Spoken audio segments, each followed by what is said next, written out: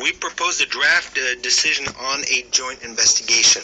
It was blocked by the United Kingdom and its allies, which they immediately considered as a victory, although the number of those voting for and abstained, in fact, exceeded the number of those that voted against.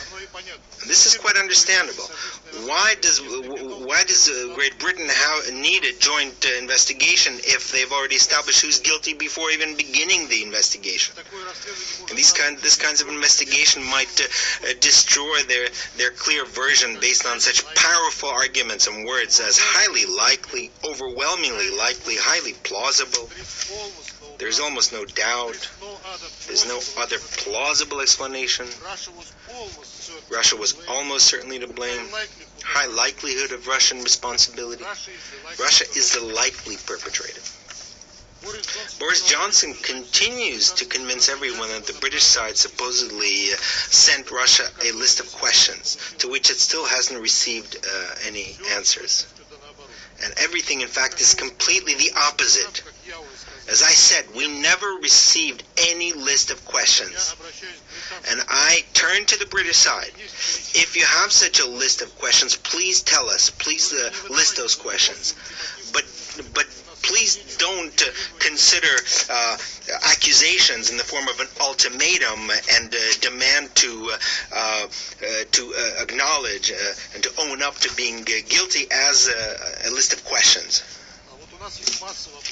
We, on the other hand, do have a lot of questions, both to London, to the OPCW, and also to France, which all of a sudden, for no reason, based on what provisions of the convention, immediately rushed to assist the British side in confirming the results of the British so-called express investigation.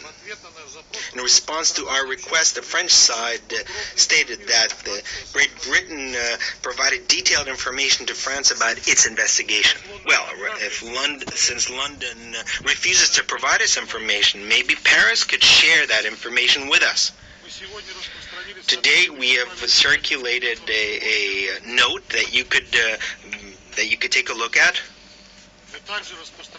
We also will circulate a number of comments of the official representative of the Foreign Ministry of Russia that contain some very interesting information. I think it will be very interesting for you to get acquainted with it. And we will provide this statement with the translation to you as well. Mr. President, level of intellectual justification of the accusations put forward against Russia is absurd. It's impossible to even smile when reading this. Boris Johnson, who constantly claims that he's a Russophile, stated something absurd, and this is the nicest word that I can use, really. Absolutely absurd and immoral premise that the incident was necessary for Moscow to bring people together just before the elections.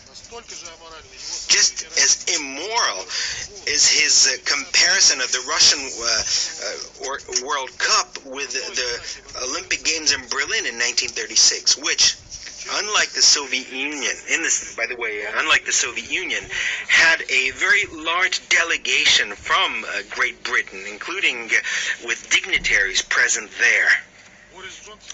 Boris Johnson referred to the novel of Dostoevsky, Crime and Punishment, where the whole intrigue supposedly is whether the criminal will confess by himself or whether he'll be caught. Well, the novel is not really about that.